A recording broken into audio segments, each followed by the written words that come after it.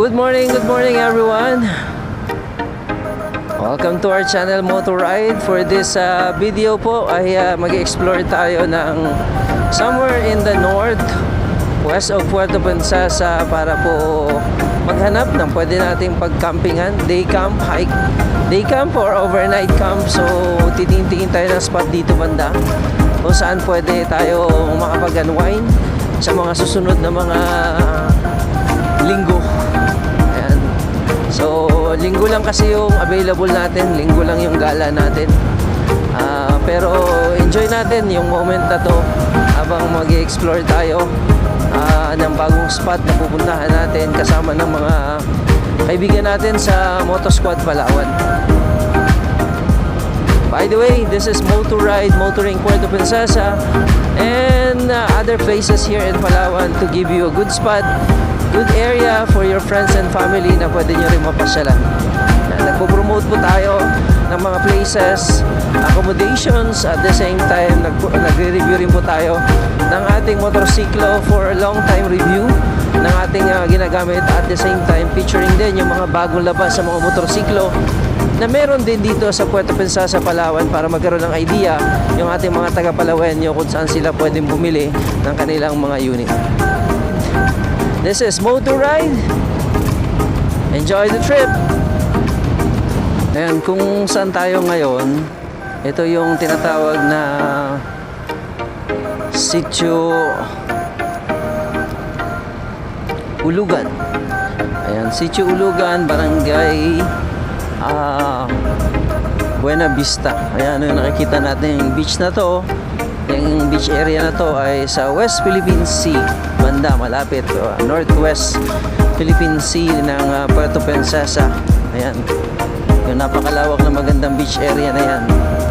May mga beach dyan, may area na magandang paliguan din, pero hindi yan yung spot natin kasi na gusto nating mapuntahan. So merong dito daw somewhere sa barangay Tagabinet na pwede nating mapasyalan at pwede nating maging spot for our moto camping. So explore natin, ocular natin siya para may pwede tayong pagdalahan ng ating mga kasamahan na mga vlogger din na mahilig sa moto camping. And by the way, yung nakikita natin na yan is the underground river. Yan. Ganda. Kakaanan tayo para makita nyo yung saan yung destination ng spot natin, kung saan tayo dapat. So dito kakaanan tayo. And happy Foundation Day kasi March 4 is the foundation ng Puerto Princesa. Kaya maraming kabahayan na rin dito sa may bandang Barangay Tagabinet. Pero ito yung sinasabi na tumbok. Tutumbukin natin yung pinakadulo nito.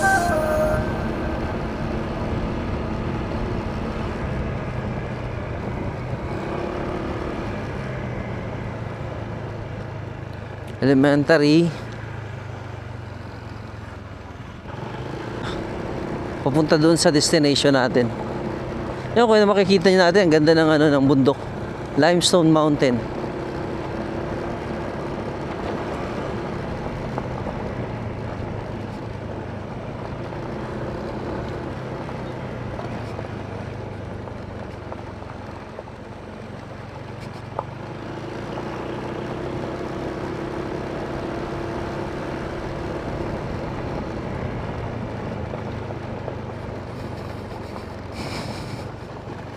May karugto na naman ng semento.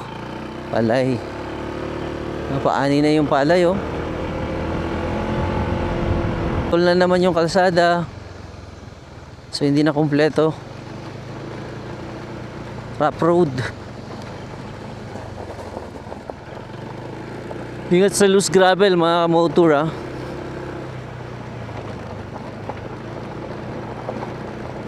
Oh, parang naliligaw na tayo, kasi wala nang tao rito, wala nang bahay, walang kabahayan. Tayo lang nandito, tsaka yung kanina mga 1 kilometro na nadaanan natin ng mga kuya at ate. Kasi dahil first time ko rin, hindi ko alam. Hindi na tayo nakapagtanong, pero tama naman yung direksyon natin eh.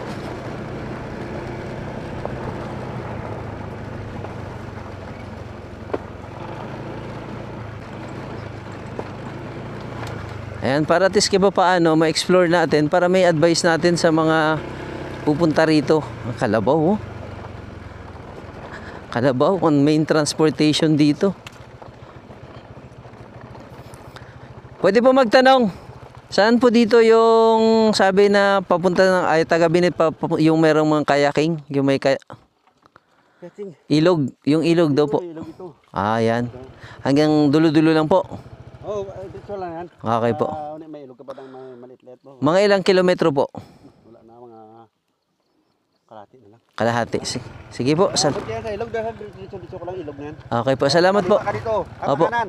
Pag maakyat kami, tubi-tubi doon, may sapa-sapa sa. Opo. Akyat ka, takbo ka pa mga 50 meters. Pagkaliwa. Kanan. Pakanan ka. Opo. Kita mo ng ilog na malaki. Okay po. Salamat po. O baka estimated niya lang at hindi yun yung ito na. Okay, ito na. Ito na guys, nakita na natin yung ilog. Ayan. Ayan ang ilog. Wow, nice. Oo nga naman. Nice nga naman talaga dito. Oh. Ayan, pwede ka na dito. Here. Nice.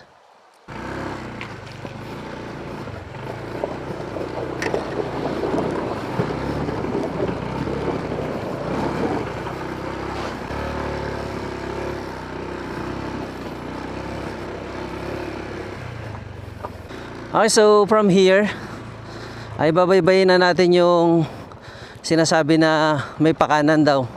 May isang ilog tapos pakanan. Yun na daw yung sa malaking ilog. So alamin natin kung saan banda yun. Pakanan. May pakaliwa tapos may pakanan. Yun ang ganda ng bundok, oh. Ganda. So pakanan, ito na siguro.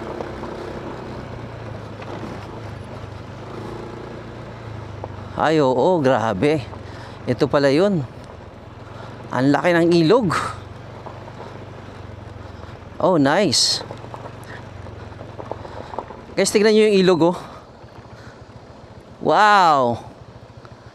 Ganda ng ilog. Ang lawak talaga, as in literal, ang lawak niya. Ang ganda. Ay, ang ganda talaga pala rito, grabe. Ayan, nakikita nyo, ang ganda ng ilog, di ba? Ang lawak. Explore lang natin kung hanggang saan tayo makakarating gamit ang ating motorsiklo o dito sa ilog na to. Ayan, o. Hanggang saan kaya yung kaya natin na maabot. Ay, ang ganda. So, explore muna natin para makita natin kung hanggang saan ito. Susubukan natin tawirin yung matubig na daanan na to para malaman natin kung hanggang saan. So hopefully hindi siya ganun kalalim para makaahon tayo.